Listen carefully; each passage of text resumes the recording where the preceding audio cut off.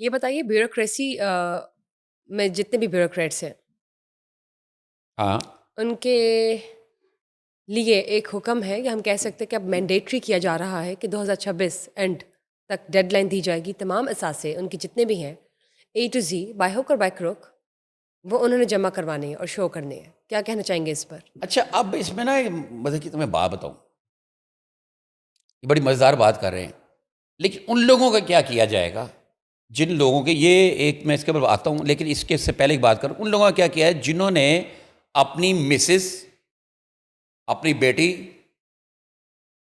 اپنی امی یا ان کے نام، زیادہ تر لوگوں نے اپنی مسز کے نام پراپرٹیز کی ہوئی، اربوں روپے کی پراپرٹیز ہیں. ابھی میرے سامنے ایک کیس آیا. یہ اپنی مدر ان لاس کے نام پہ کی ہوتی ہیں. ہاں، میں ابھی ایک سے کیس آیا، ایک اے ڈی جی صاحب ہیں ایل ڈی اے کے، ریٹائرڈ ہو چکے ہوئے جی. ہیں.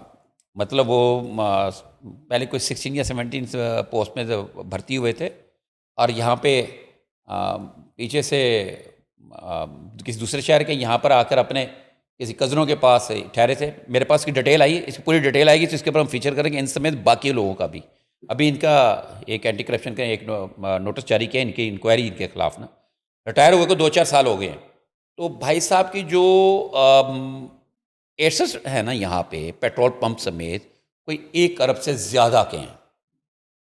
اور جب یہ بھرتی ہوئے تھے ڈپارٹمنٹ میں، ایل ڈی اے میں، تو ان صاحب کے پاس یہاں پہ اپنے کے رشتہ داروں کے گھر میں آ کے رہتے تھے، رہنے کے لیے جگہ نہیں تھی.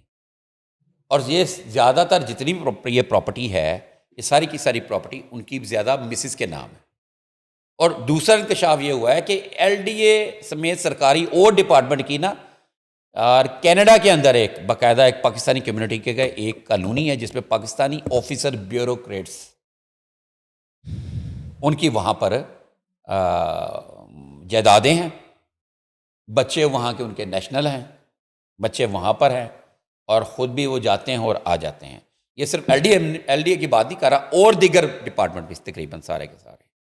یہ تو ایل ڈی اے کا نام میں اس لیے لے رہا ہوں، تو ان کے ایک صاحب، پرانے صاحب کا ایک جو ہے نا پروانہ اینٹی کرپشن کا، وہ میرے سامنے آیا. تو اس لحاظ سے نام شام میں نے ابھی نہیں لیا، کیونکہ باقی چیزیں میرے پاس جیسے ہی آئیں گی تو آپ کو پتہ، ہم تو اپنے اس انداز سے بات کرتے ہیں کہ جو وہ ہو. تو یہ بات کرنے کا مقصد یہ تھا کہ جو ان کی مسز کے نام ہے جن لوگوں کے آفیسرس کی، وہ کون سامنے لائے گا. یہ تو ہے بیوروکریسی کے نام نا. یہ جو 2026 کے آخر تک اعلیٰ افسران کے ساتھ ویب سائٹ پر دیکھے جا سکیں گے. یہ ایک اس کا نظام تیار کیا گیا ہے، اس کے اوپر مزید کام ہو رہا ہے. یہ ایف بی آر کر رہا ہے یہ سارا کچھ. ان میں گریڈ 17 سے 22 تک کے اعلیٰ افسران کے افسروں کے اثاثوں کی تفصیلات آن لائن جمع کرانے اور شائع کرنے کا نظام تیار کر لی گیا. اس کے اوپر میرا خیال ہم نے چند دن پہلے بھی بات کی تھی. وزارت خزانہ کے مطابق 2026 کے آخر تک افسروں کے اثاثے، اس میں جو نا گریڈ 17 سے 22 تک کے، 22 کا مطلب یہ ہوتا ہے جو ہمارے یہاں پہ جو صوبوں پہ چیف سیکرٹری لگے وہ 2020 کے لگے ہیں، 22ویں گریڈ کے سب سے بڑا، کہ اثاثے ویب سائٹ پر پبلک کر دیے جائیں گے. اس حوالے سے وفاق نے آئی ایم ایف تو آگاہ کر دیا. یہ اصل میں یہ بھی جو کر رہے ہیں نا، یہ آئی ایم ایف کی درخواست پہ کیا جا رہا ہے، آئی ایم ایف کی درخواست پہ.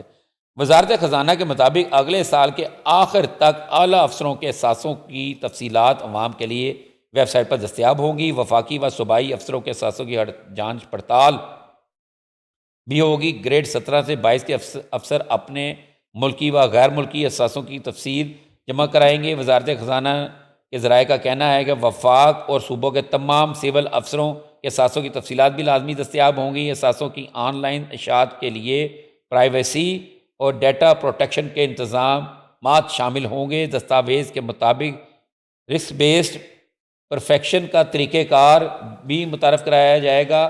بینکوں کو اعلیٰ سرکاری افسروں کے اثاثہ جات تک رسائی دی جائے گی.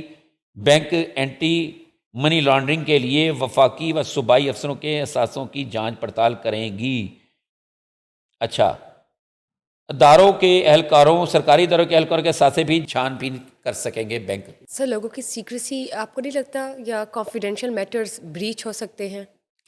ہاں بالکل، یہ ہے، یہ ایک ہے چیز. ابھی میں نے بھی جن صاحب کا بات کیا ہے، جن کے میں نے بتایا 1 ارب روپے کے قریب ہے یا 50 کروڑ کے بھی ہوں، تو مجھے نہیں لگتا کہ کوئی بھی سرکاری افسر کس طریقے سے کتنی تنخواہ لے لیتا ہوگا. ایک مجھے آپ خود بتا دیں، ایک بندہ 16ویں اسکیل میں بھرتی ہوا یا 17ویں اسکیل میں بھرتی ہوا اور 30 سال اس نے نوکری کی، جو اس کو سیلری ملتی رہی یا جو اس کو بینیفٹ ملتے رہے، اس دوران جب اس کے پاس لاہور میں گھر نہیں ہے، ٹھیک ہے، لاہور میں گھر نہیں ہے، ٹھیک ہے، وہ اس کے پاس ایسٹس اس وقت اربوں روپے کے ہیں. اور یہ میں ان سمیت کئی ایسے لوگوں کو ویسے جانتا ہوں کیسے کئی ایسے افسران کو جن کو میں جانتا ہوں کہ جو ان کی بیک گراؤنڈ دیکھی جائے، ان کے جاننے والے لوگ ہیں تو کچھ نہیں ہے، تو وہ اب جو ہے وہ ٹھیک. ارب پتی ہیں. اس طرح مختلف شعبوں کے لوگ ہیں.